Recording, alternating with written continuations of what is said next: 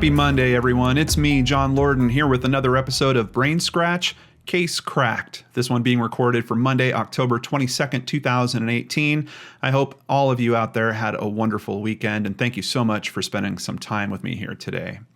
Today we've got another mystery for you. This one is a very strange one. I have a feeling a lot of you are going to get halfway through this and just say, what? This isn't making sense. Hang in there. There will be a conclusion. This is a case cracked. Today we're looking at the case of the Phantom of Heilbronn. According to Wikipedia, Heilbronn is a city in northern Baden-Württemberg, Germany. It is surrounded by Heilbronn County, and with approximately 123,000 residents, it is the sixth largest city in the state and primarily known for its wine industry. However, it is also known for the tragedy that introduced the world to the Phantom of Heilbronn, also known as the Woman Without a Face. Wednesday, April 25th, 2007, just shortly after 2 p.m. It was a warm, sunny day. Officer Martin Arnold and his partner, Michelle Kaisvetter, are taking a break, sitting in their silver and green BMW patrol car. They work for an anti-drug squad and have been working together for a short time. The windows are down as Michelle smokes a cigarette. Within moments, Michelle Kaisvetter is shot in the head and killed. Her partner is also shot in the head, but survives. Both of their service pistols, HK P2000s, were taken by the perpetrators. Officer Arnold is seriously wounded. He's put into an induced coma. When he eventually recovers, he can't remember much about the attack that killed his partner. Witnesses say a man fled the scene with blood on his shirt. Investigators would initially focus on a group of carnival workers who had been camping close to where the murder happened, but that lead would not pan out. The only clue left behind was a DNA sample that was found when the center console was swabbed. It was run through the crime database, and although they didn't know who the DNA belonged to, they knew this was a woman, and this person had struck before, numerous times, in numerous countries, and for many years. The earliest hit on that DNA was found on a teacup after the killing of a 62-year-old woman in May of 1993 in Germany. Another match was found on a kitchen drawer after the killing of a 61-year-old man in March of 2001. A match on a syringe containing heroin in October 2001 was found in a wooded area of Germany when a child stepped on it. Another match found on the leftovers of a cookie in a trailer that was broken into on the night of October 24, 2001. A match was found on a toy pistol after the 2004 robbery of a Vietnamese gemstone trader in Arbois, France. A match was found on a stone that was used for smashing a window for a home where no burglary was conducted, October 3, 2006.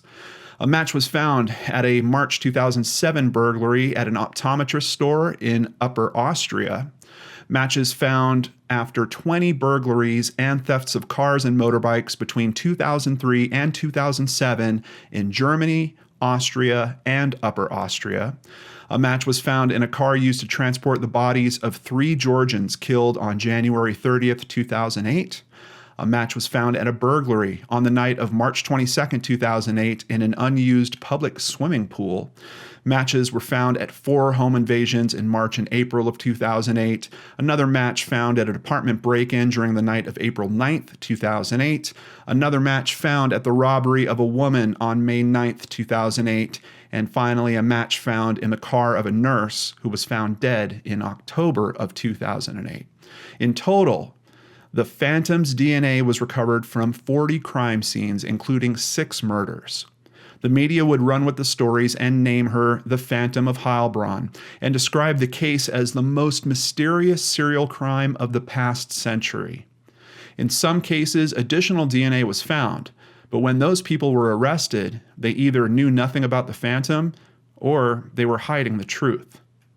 In one of the stranger occurrences, a member of a local gypsy community turned a gun on his brother and attempted to kill him in 2005. The police promptly arrested the man. However, the DNA evidence showed that one of the bullets had the Phantom's DNA on it. Police departments across Germany, Austria, and France were now working together, trying to solve this mystery. German police were so baffled that they took DNA samples from more than 3,000 homeless women drug users who had a record of serious crime. No matches were found. Hundreds of other women were tested in Germany, France, and even Belgium and Italy. Still no matches found. The Phantom appeared to have no clear MO. Accomplices from different regions, including Slovaks, Serbs, Romanians, Albanians, and Iraqis, and conducted her crimes across several countries, never once being caught on any surveillance camera, and she didn't leave behind fingerprints or hair fibers. She appears to be a drug user and commits crimes from simple vandalism to petty thefts and, of course, murders of people of varying ages and even police officers. Witnesses in some cases saw a man. Was she possibly in disguise, transgender, or just amazingly good at avoiding detection?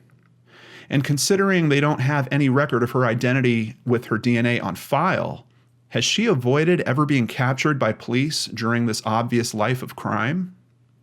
The police would wind up spending 8 years, having over 100 policemen working over 16,000 hours trying to find the Phantom. The investigation would cost an estimated 2 million euros. In 2009, the reward for info leading to the Phantom was increased to 400,000 euros, but that would still lead to no arrests. A few bizarre twists would happen when a man dies in a fire, and authorities tried to use DNA to confirm his identity. They believed he was a missing person that had previously sought asylum in France. They found an application he had filled out that included his fingerprints. They took DNA from those fingerprints, and it initially came back as the Phantom's DNA. However, in later tests, it didn't. Then there's the occurrence where some juveniles broke into a secondary school and were eventually captured. When they were questioned about the woman whose DNA was found at their crime scene, they had no idea who the authorities were referring to.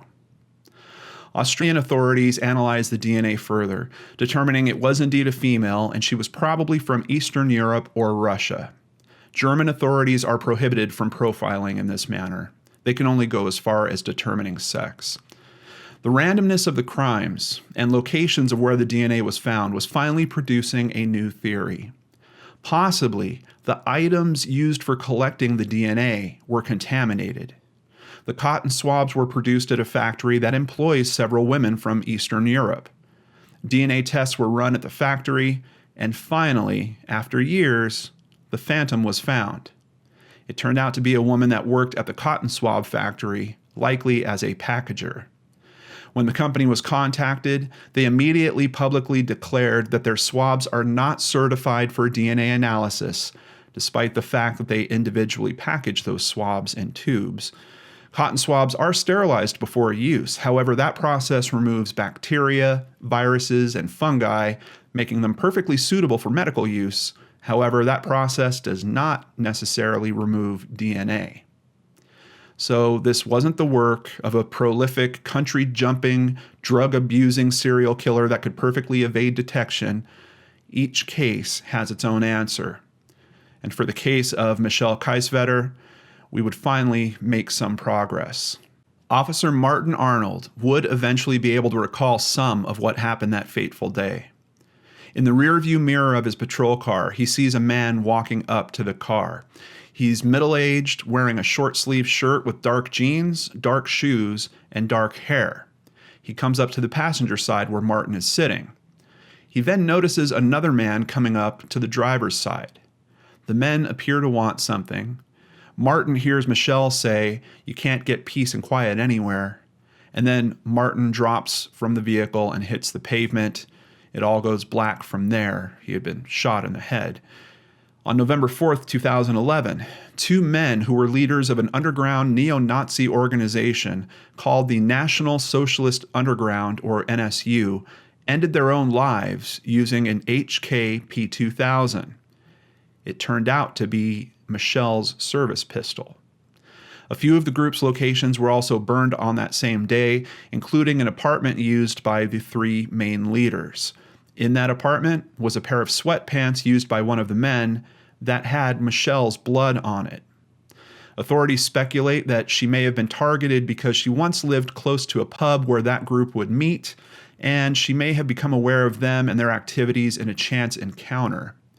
Despite the third leader of this group turning herself in, the answer to why Michelle was killed remains unclear. An inquiry would continue into this for many years. New facts would emerge, including the discovery of a DVD which shows numerous crimes conducted by the NSU and includes a montage of photos related to Michelle's murder. Unfortunately, the real assailants of the numerous other crimes had police looking in the wrong direction for years because of the contaminated DNA swabs. In many of these cases, authorities are back to square one. This case directly led to new standards being put into place by the International Organization for Standardization. ISO 18385 has been implemented to ensure that DNA consumables, such as cotton swabs, are not contaminated in this way in the future. The standard also gives access to a DNA exclusion database, essentially the DNA of the employees at these companies that are creating DNA consumables, so that contamination can be immediately ruled out if speculated. As of 2017, Germany is proposing changes to their law to allow for deeper genetic profiling. I'm sure they're seeing how this is leading to convictions in other parts of the world using location and genealogical information, and don't want to limit their ability to bring justice to those who deserve it. Case cracked. When I started looking into that case, I just could not believe it, and I was amazed to see the conclusion there.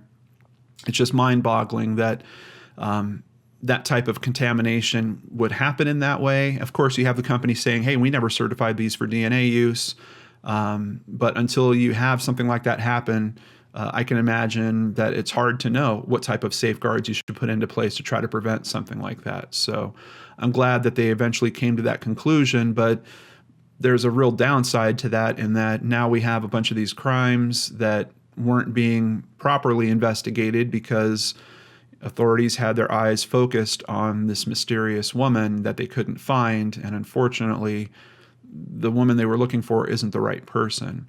I found a quote I wanted to share with you guys. This is from Stefan Koenig of the Berlin Association of Lawyers, and he says, DNA analysis is a perfect tool for identifying traces. What we need to avoid is the assumption that the producer of the trace is automatically the culprit. Judges tend to be blinded by the shiny, seemingly perfect evidence of DNA traces that they sometimes ignore the whole picture. DNA evidence on a crime scene says nothing about how it got there. There is good reason for not permitting convictions on the basis of DNA circumstantial evidence alone. I have to say, after looking into this, I was also very curious about why a mixed profile wouldn't have shown up. And I don't know enough about the different DNA testing mechanisms, but I know, for example, on last week's case, the case of Mia Zapata, when they looked for the DNA from the saliva that was left on her, they were able to determine that it was a mixed profile, that Mia's DNA was part of that, but that there was another profile that belonged to a man. So in these cases, even if you have the swabs contaminated, if you're testing a legitimate source of DNA, like saliva or touch DNA or something like that, why would the results have not shown that there was actually two profiles combined? I don't know. I think that's a little bit of a mystery, and unfortunately, I couldn't find good details on that. If you happen to be a DNA expert or know more about that or know more about these particular instances, please share that information with the rest of us in the comment box below. Before we move on to the comments from last week's episode, I have to thank several new patrons, starting with Catherine Davies. Thank you so much, Catherine. Ellen O'Mahony. Hey, Ellen. Thank you. I really appreciate your support. Katie Tees. What's up, Katie? Diane M. Hello, Diane. Thank you for your support. And finally, Stacy McCullough, who increased her pledge, and I really appreciate that. Thank you so much, Stacy. So, as I mentioned, last week's episode was the case of Mia Zapata, which is a case that obviously touched me very deeply, but also touched many of you. And a few of Mia's friends actually commented in the comment threads as well. She is what I consider more punk rock, but around the grunge area of Seattle in the 90s. And she was senselessly taken from us. So let's start with a comment from Donna No. Mia was my friend. We grew up close to each other. She was so talented. She has been missed. We also have a comment from Crystal Barnes. I can say with 100% certainty that the Gits would have made it. I hate it when such promise is snuffed out. If anything, Crystal, I have to say that that's kind of one good aspect about looking into these cases for me is I find things that I might have missed from the time. This is one of the better finds for me. I've really appreciated getting to know the Gits quite a bit better. I know someone mentioned the documentary that is out there as well. I'm probably going to check that out because I certainly want to hear some more of their music and see more of their story. Sarah S., considering it was a decade between Mia's death and when they found her killer, I wonder if he has any other victims of any other types of crime that police just haven't connected to him. Sarah, that's a really good question, especially for this kind of offender. And it seems like he already had a past of offenses.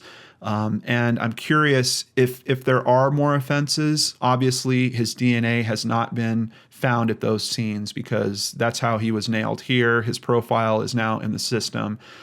Maybe there's DNA samples that just the technology isn't able to extract the information yet. Maybe that'll change in the future and we'll hear that there's more crimes. I know Dr. Gunsmith almost also commented on this. And I agree with you guys. It's just kind of strange for someone that has this type of background, has this type of experience to just stop all of a sudden. I don't think he would have, particularly if he felt like he got away with things and it was a number of years. So I'm sure he was feeling that way. Really, really good point. And I'm including a little chain of comments here. I just really appreciate the conversation that's going on. First, Julia Oliver. I'm so glad you covered this case. I am a fan of the Gits and visited the Comet when I was in Seattle. There is still a band sticker in the ladies' bathroom. I read that people around Seattle removed their hoodie strings for years following this murder as a message and as an act of remembrance for Mia.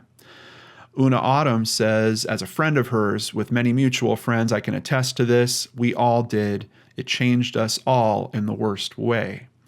Brandy Bay 81. We did that with our hoodie strings in Ohio too. I was a young teenager at the time, and I was really into the Seattle music scene. This is one case that always stuck with me for that reason and always will. Great comment. Thank you guys. I really think that just seeing that type of exchange, first of all, hearing of another way that Mia was being remembered was special, and seeing that there was so many people. There was many other comments where people were talking about this as well, removing their hoodie strings. And there was a really interesting thread that was going on in there also about women taking self-defense classes. And should women have to take self-defense classes, or should we be teaching men not to attack women? It was a really good, compelling thread. Unfortunately, there's just so much information, way more than I can cover here. But I did want to touch on it because I had a strange feeling about that even when I was recording the episode and I was talking about them offering self-defense classes in the Home Alive program and all that. And I felt that struggle even within myself. Is this really the answer for that? Shouldn't someone feel safe just walking home? Admittedly, yes, this is the middle of the night. Could she have been safer? Perhaps. I don't know for a fact if she really had her headphones on and she was listening to music. Based on the type of person she is and the information that I was able to find, it seems like that could have been. So she might have not heard the vehicle coming up behind her. If there's anything we can learn from this case outside of, honoring her by removing your hoodie string, I would say it would be to be safe about when you're wearing headphones, how loud you're listening to that music. I worked with my wife to train a lot of people to do long distance running. And it's certainly one of the things that we discuss with them as well, just in terms of safety. There is a way that you could have them be a part of you and still be safe, or a part of what you're doing and still be safe. But you do want to be especially cautious because some earbuds will completely plug up your ears and you can really hear very little around that.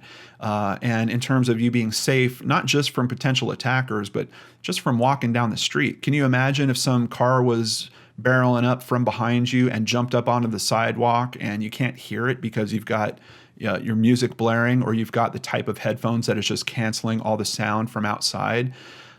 Certainly something that I think many of us, not just women, men as well, should consider and just try to make sure that we're being as safe as possible. Maybe don't blast that podcast or that music into your headphones. Maybe lower it to a level where you can still comfortably hear it, but you can hear outside noise around that as well.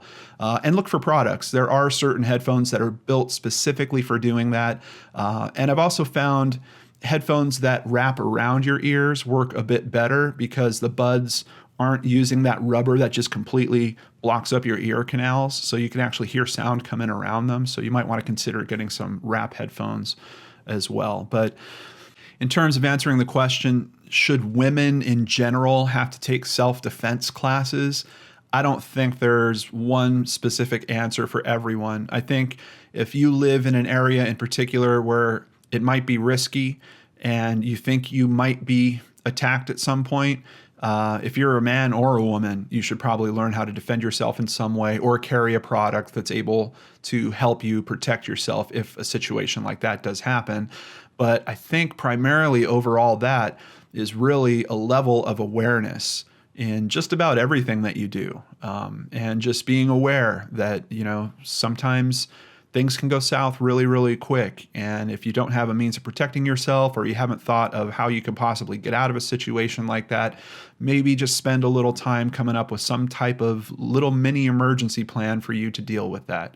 There are products for your cell phone that might help. There are products that you can carry on your person that might help. And those solutions are going to vary person to person, man or woman. So I think it's probably something to look into for all of us at some level. And I'd also like to hope that because you watch this channel, you're probably a bit more aware of how situations can go south very, very quickly.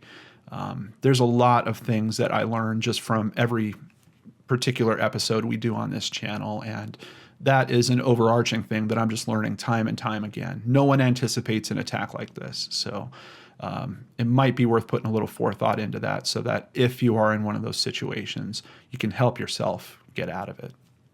Thank you so much for joining me on today's Case Cracked, everyone. Really appreciate having you guys out there watching, commenting, and please come back for more on Wednesday. We're going to have a brand new Brain Scratch Searchlight ready for you here on the Lord and Arts channel.